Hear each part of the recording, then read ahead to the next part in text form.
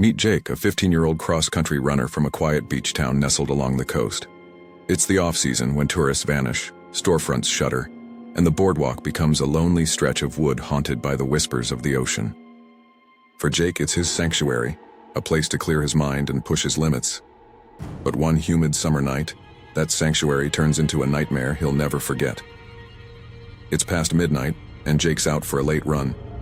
No phone, too bulky, he always says. Just his trusty Garmin watch glowing faintly on his wrist and his house keys jangling in the pocket of his running shorts. He's in the zone, lost in the rhythm of his shoes slapping the warped boards, the distant crash of waves blending with his steady breaths. He's 3 miles in, that sweet runner's high kicking in when, clink. His keys slip from his pocket, tumbling through a gap in the boardwalk and vanishing into the blackness below. Jake skids to a stop, his heart sinking. Those keys aren't just metal, they're his ticket home. His parents are obsessed with security, always locking every door, even in their sleepy town where nothing ever happens. Losing them isn't an option. He curses under his breath, adrenaline still pumping from his run, and peers through the crack. It's pitch black under there, a void of sand and secrets. With a frustrated groan, he hops off the boardwalk's edge and crouches low, crawling into the damp, claustrophobic space beneath. The air hits him like a slap, thick with the rancid stench of rotten seaweed, stale beer, and something sour he can't quite place. His watch's feeble backlight barely cuts through the gloom, illuminating clumps of trash and slimy debris. Every movement kicks up grit that clings to his skin. Jake's digging through the sand, fingers sifting for the familiar shape of his keys, but they're nowhere. His frustration builds, pulse pounding in his ears. Then, a spark of inspiration. He'll mark the spot. He unties his shoelace, threads it through the planks above, and lets it dangle as a guide. But as he rises, something impossible happens. The shoelace jerks downward, yanked by an unseen force, and disappears into the crack. Jake freezes, his breath catching in his throat. The air feels heavier now, charged with something wrong.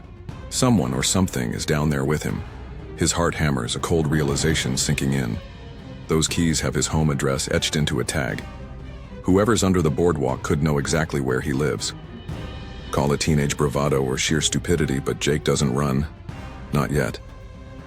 He drops back to his knees, crawling deeper under the boardwalk, his watch light trembling with his hand.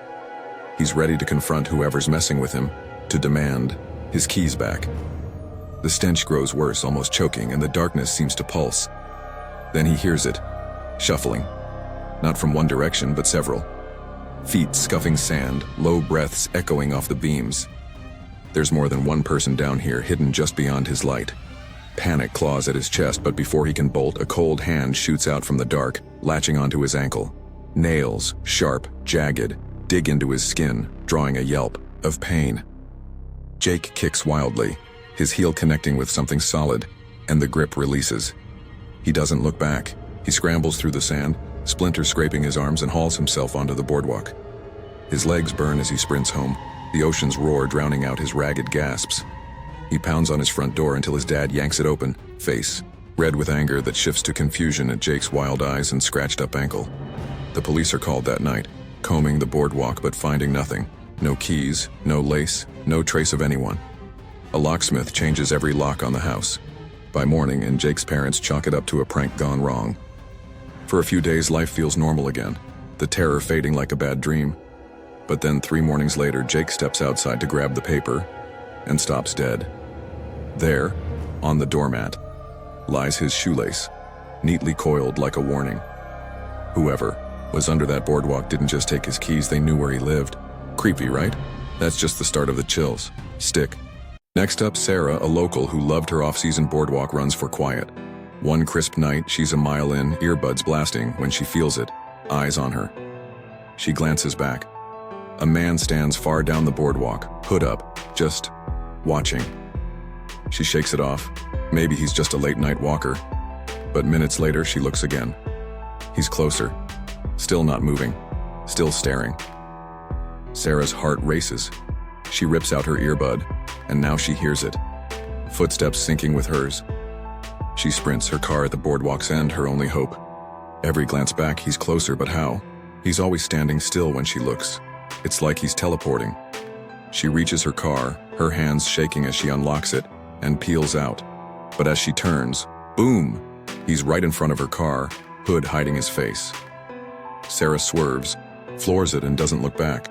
She locks every door at home, but sleep? Forget it. Nightmares of that faceless man haunt her. She hasn't run the boardwalk since. Was he real? Or something else? Tyler, a 22-year-old college student, was wrapping up a wild weekend at the shore with his buddies.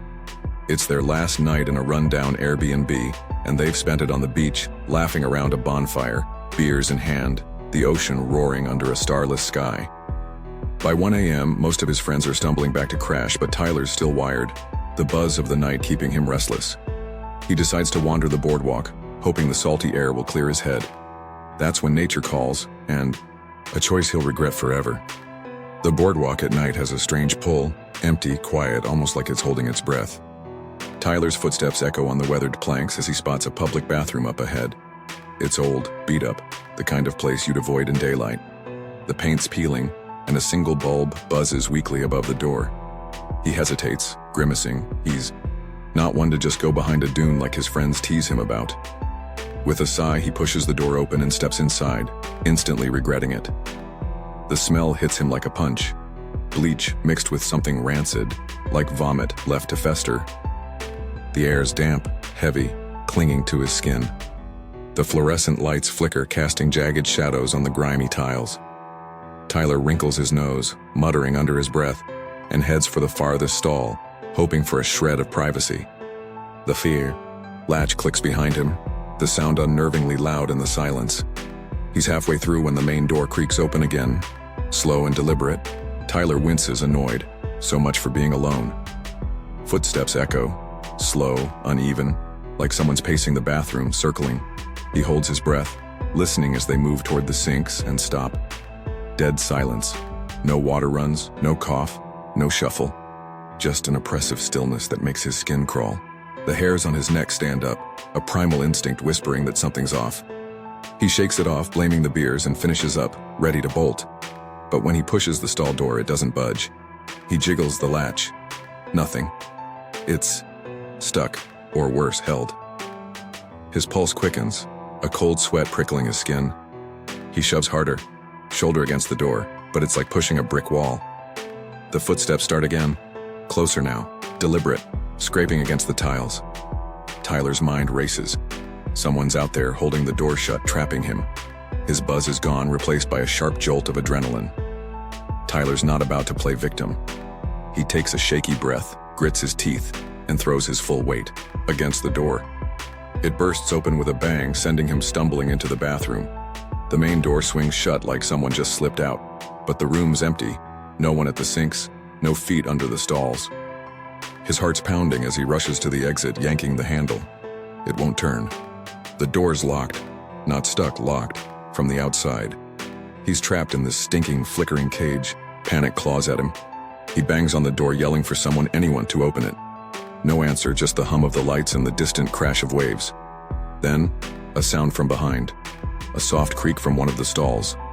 Tyler whips around, his breath hitching. The stalls are still, but he knows he's not alone. His eyes scan the doors, no feet visible, no movement.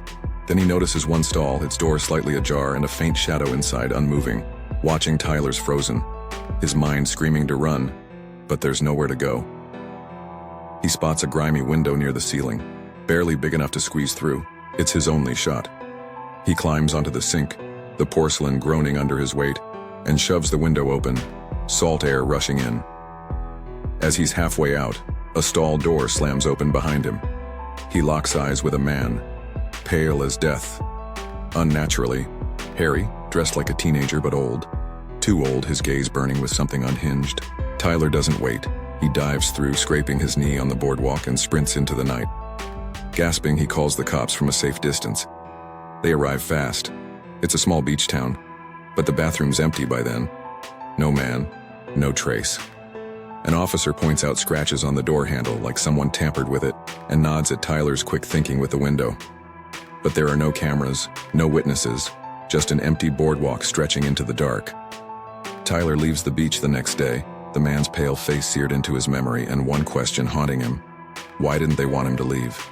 Chilling, isn't it? Stick around. The next story's even creepier. Smash that like button if you'd climb out that window too.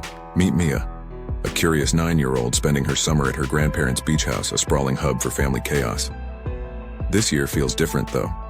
A hurricane's looming, and the town's piled up monstrous sand dunes along the shore like walls guarding secrets. To Mia, they're playgrounds, mountains to conquer with her siblings. But one evening, after a petty fight with her brother over a board game, Mia's had enough. She craves solitude and slips out through the sliding door, her bare feet silent, on the cool porch. The boardwalk's oddly lifeless, no locals, no kids, just the hum of cicadas and the ocean's restless churn. Mia wanders expecting to spot someone, but it's like the town's asleep.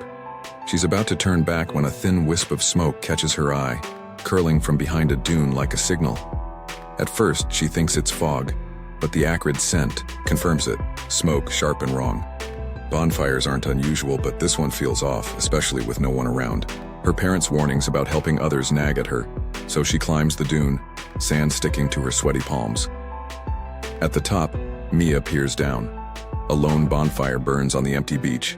No chairs, no laughter, just flames licking the dusk.